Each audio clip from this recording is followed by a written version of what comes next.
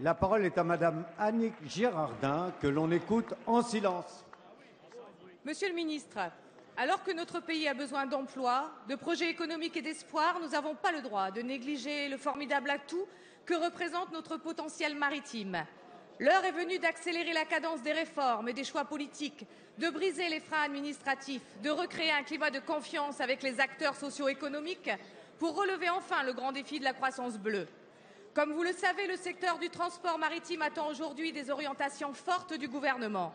Depuis 2008, le shipping traverse une nouvelle phase de récession économique et la filière française est contrainte, pour se maintenir dans un monde extrêmement concurrentiel et volatile, probablement le plus difficile, à des plans de départ volontaires, des réductions du format de leur flotte ou à des fermetures comme celle de SeaFrance en 2011, de BW en 2012, démontrant qu'au-delà de l'excellence des entreprises françaises, le coût reste un critère de compétitivité, surtout en période de crise.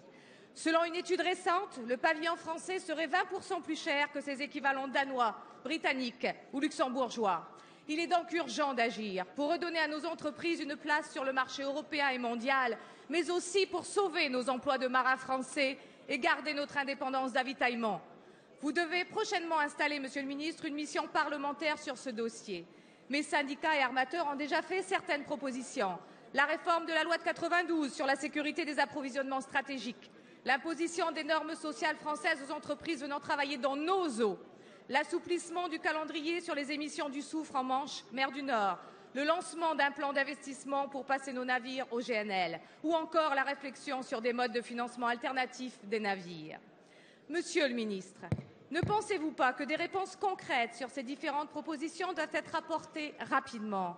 Car je crains que si nous n'agissons pas sans délai, il soit trop tard pour maintenir cette filière maritime française forte et pérenne. La parole est à Monsieur le ministre chargé des Transports, de la Mer et de la Pêche, Frédéric Cuvillier.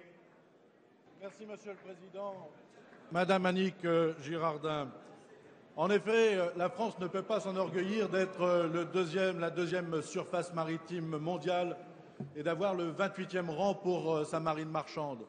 Tout comme elle ne peut pas s'accommoder du fait que la perte de compétitivité soit à hauteur de 20% pour sa flotte. Alors bien sûr, le registre international français a bien résisté sur un certain nombre de segments, notamment sur du transport maritime spécialisé.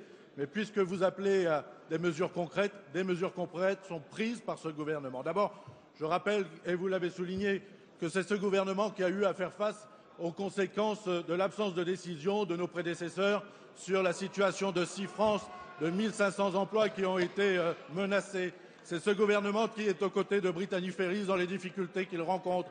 C'est ce gouvernement qui défend MyFerryLink aujourd'hui suite à la décision de l'autorité britannique de la concurrence. Mais nous avons également des mesures d'ampleur. Avec Vincent Peillon, nous en parlions ce matin, la nécessité de relancer les perspectives de formation, d'enseignement.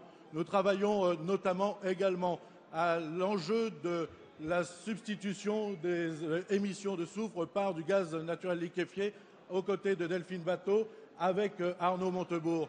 Nous faisons en sorte également que nous puissions répondre à tous ces enjeux de compétitivité du transport maritime. Et c'est dans ce sens que Monsieur le Premier ministre a confié une mission à votre collègue Arnaud Leroi, à la fois sur la compétitivité des transports, mais aussi la compétitivité des services maritimes français. Vous le soulignez, c'est cet enjeu, l'enjeu de la croissance maritime, des emplois français, de la compétitivité du pavillon national qui permettra également, à armes égales, aux armateurs français de pouvoir remplir leur mission dans l'enjeu qui est celui de la maritimité française. Merci.